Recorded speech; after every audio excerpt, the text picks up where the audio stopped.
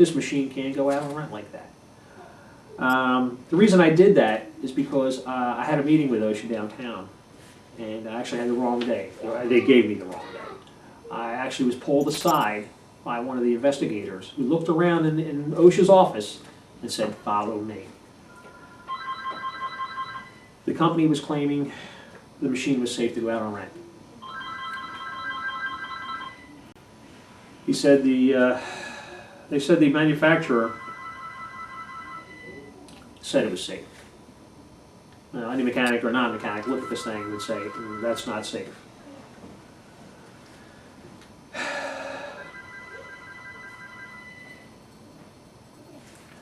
So when I was in the OSHA's office, the investigator pulled me into a side room where there was nobody at. On the table was an open folder, a file. He turned his back to the file and reached behind his back, pointing to a name and said, "This guy here is stating that machine was safe to go out and rent." He said, "I'm not supposed to show you if you know what I mean, because you're not supposed to write it down if you know what I mean." You know, got that real quick, wrote it down. It was the head of the manufacturer's tech service department. I called him first, and he said, "No, the machine can't go out on rent." He said, "That's why we put a service bulletin out on them. They don't put service bulletins out if they don't have problems." This was all given to OSHA, the whole timeline, all the phone calls, everybody I talked to. And most of these phone calls that I made after being fired, they even faxed me the same service bulletin, at least 6 times, with their cover sheets, with their names, all given to OSHA. This is insane. So my opinion now is that, you know, if you see anything, you might want to turn a blind eye to it, because OSHA will not protect you.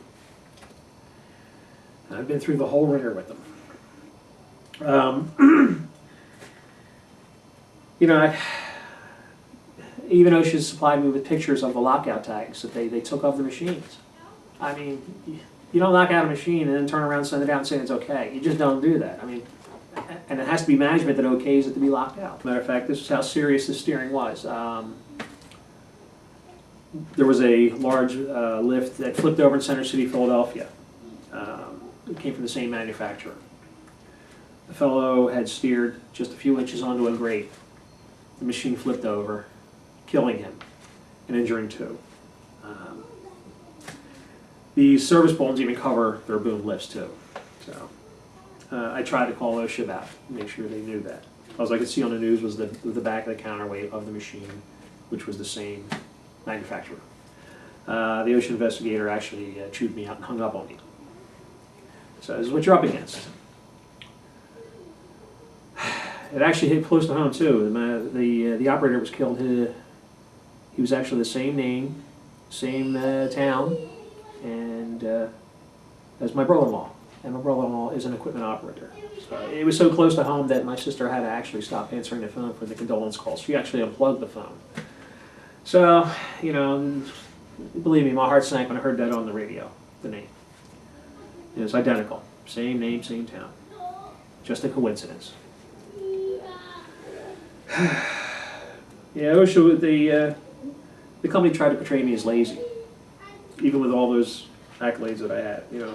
And I documented everything. I have everything, the emails, certificates, everything they provided me, you know what I mean? And I didn't ask for any of those things either. Not one thing for my work history, not one. And they tried to portray that I did. No, the emails say it all. My evidence shows everything. If that was me sending out that machine in that condition, not only would I have been fired, I would have been expected to be brought up on criminal charges. The manufacturer even said the truck driver loading that machine was in danger. And again, all given to OSHA. Even after I called OSHA, like those 5 weeks, I was even pulled aside by several co-workers, and they were even told not to talk to me because of OSHA. The company claims that they didn't know I called OSHA. I'm the guy that's been complaining about what I'm finding with the forklifts at the convention center for all these years. And I'm the guy that's the forklift guy. Nobody else worked on them. So, you know, the coworkers even said, you know, they weren't supposed to talk to me because of OSHA. I even wrote all that down every time they talked to me. I wrote down dates, times, locations where I was even standing, and given to OSHA. Again, no justice. So I was fired in the late April of '09. And I went round and round with OSHA. And, I was assigned an investigator from OSHA. She came in from Virginia. And when I presented the case to her, she said, "Wow, you're a rare exception." I said, "What do you mean?" She goes, "Well, most of my whistleblowers, they always call after they've been fired, and it's just for retaliating against the company." She said, "It's the majority." I said, "Okay." I said, "I never thought of that." I said, "I wouldn't have the guts to do that." She goes, "Yeah, that's very common." So she goes, and then I gave her the whole thing. She goes, "Another thing I can't understand is why did they have the company?" She goes, "You're a rare exception." She goes, "You actually call while you're still employed there." And they had them do the event. She goes, I got to look into that." Never got back to me. This woman also said that with everything you provided, and you believe me, I've got a lot. She goes, I'm taking it to the next level. I feel you're a whistleblower." Shortly afterwards, she basically just called me up and said, "Well, Greg, I feel that the company's a good company to work for. We're dropping the case." That's all I got. I didn't even get a chance to say but, and it was over. So, of course, I appealed and had to wait for that process. In the meantime, I wrote a lot of letters to Washington and to OSHA in Washington, and I went round and round. In July of 2010, which it was about 15 months later, I came home and there was a message on my answering machine. And it was from a current technician at the employer.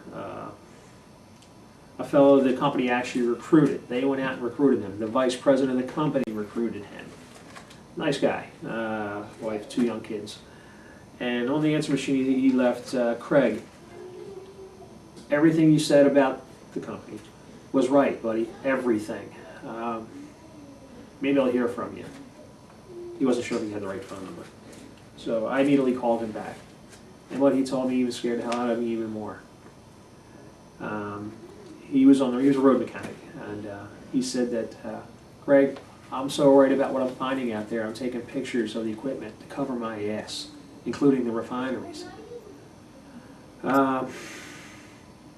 He said, "Greg, I even confronted the owner of the company." He says, I told him, Greg was right about everything. Greg was right." I said, "Oh man, Sean, I wish you didn't say that." He said, "I'll guarantee you they're going to fire you now." He said, "None of that, Greg." He said, I told the branch manager, he said, I told him, you're not OSHA compliant with these inspections.